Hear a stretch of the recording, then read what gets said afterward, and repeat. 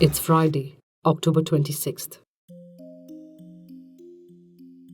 The Edappadi Palaniswamy government in Tamil Nadu is safe, for now.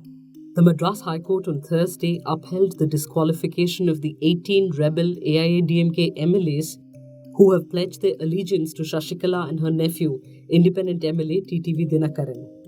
So what led to the disqualification of the MLAs by the Speaker?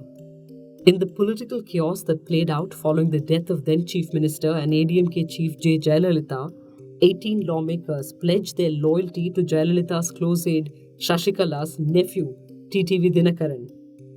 In their letter to the governor, the MLAs said they were withdrawing support to Chief Minister Palaniswamy. The Speaker of the Assembly disqualified them for anti-party activities. These MLAs then moved the Madras High Court, stating their disqualification to be illegal. So what happens now? By-elections will be held to 20 seats, 18 held by the disqualified MLAs and 2 seats where sitting legislators have died. TTV Dinakaran, who won the by-poll to the prestigious R.K. Nagar seat in December last year, has expressed confidence his candidates will win all seats. Let's take a look at the numbers as they stack up today. In the 234-member House, the halfway mark is 117. With 18 MLAs disqualified and 2 seats vacant due to the death of sitting MLAs, the strength of the House is down to 214. AIADMK have 110 MLAs. The DMK and its allies have 97. Now, were the DMK and its allies to sweep the by-elections, they could have a shot at power. If TTV Dinakaran's candidates manage a big win in the by-election in the ensuing trust vote, he could, it is speculated, look to take control of the ADMK and force a leadership change. Adding to the intrigue surrounding the government's ousting of CBI Chief Alok Verma, 4 men in plain clothes lurking around his Janpath residence, allegedly in an effort to carry out surveillance, were detained by the Delhi police early Thursday morning. The 4 men reportedly belonged to the Intelligence Bureau, a fact later borne out in the Ministry of Home Affairs' statement. The Indian Express reports that it is also alleged that there were 2 other persons in civilian clothes who were spying on Verma's house, allegedly from RAW Research and Analysis Wing. They managed to escape in the melee that followed once the 4 suspected IB officers were identified. The Ministry of Home Affairs in a statement said that the men were there to check why an unusual collection of people had gathered at Janpath, ostensibly referring to the group of journalists gathered there.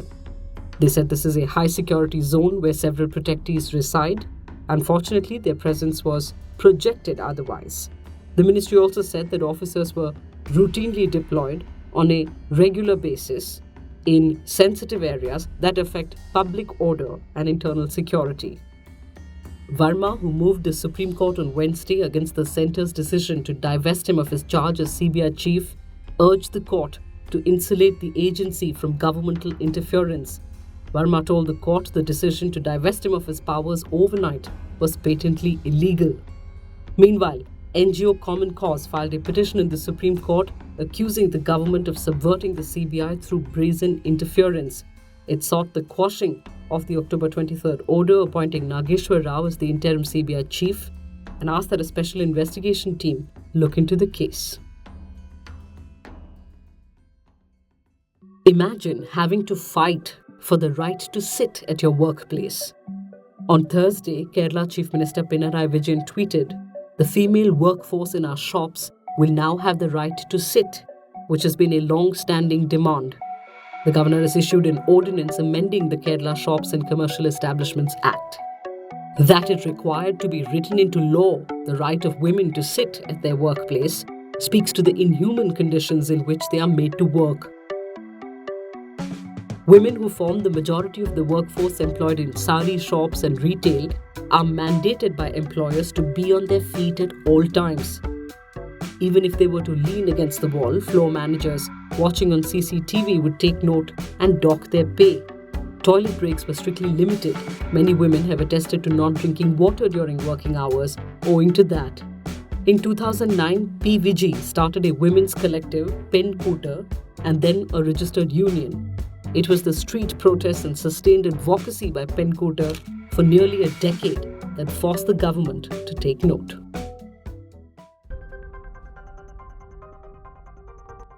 Prominent Democrats in the Manhattan office of CNN received crude explosive devices in manila envelopes on Wednesday, leading to intense speculation on whether figures vilified by politicians on the right were being targeted just 2 weeks ahead of the midterm elections.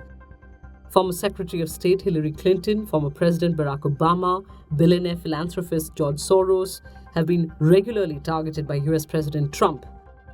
CNN has also been the poster child for his so-called fake news campaign. The president, however, called the attempted bombings despicable acts. Time Warner Center, the building that houses the CNN office, was evacuated and bombs sent for screening. However, none of the devices exploded or harmed anyone and are suspected to have been hoaxes.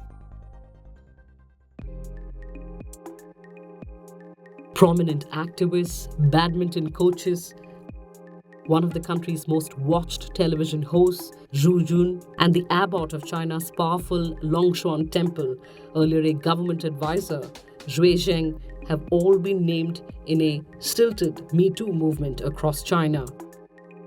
The movement that started at universities has constantly faced state ire.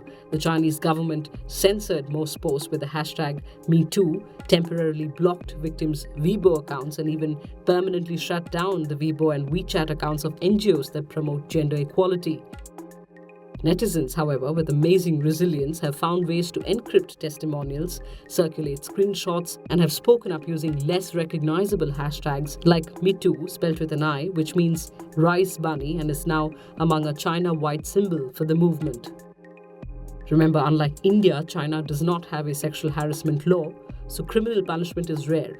A civil suit can be filed, the scope of which is limited to compensation and apologies. Reportedly, survivors were also victim-shamed and actively coaxed by the police to drop accusations. And finally, Virat Kohli became the fastest ever batsman to reach 10,000 one-day international runs, making history in his 205th innings against the West Indies in Visakhapatnam. The 29-year-old surpassed fellow Indian batting great Sachin Tendulkar, who first crossed the 10,000 run mark in 259 innings in 2001. Kohli is just the 13th batsman and the 5th Indian to join the elite list. You have a smashing weekend. See you on Monday.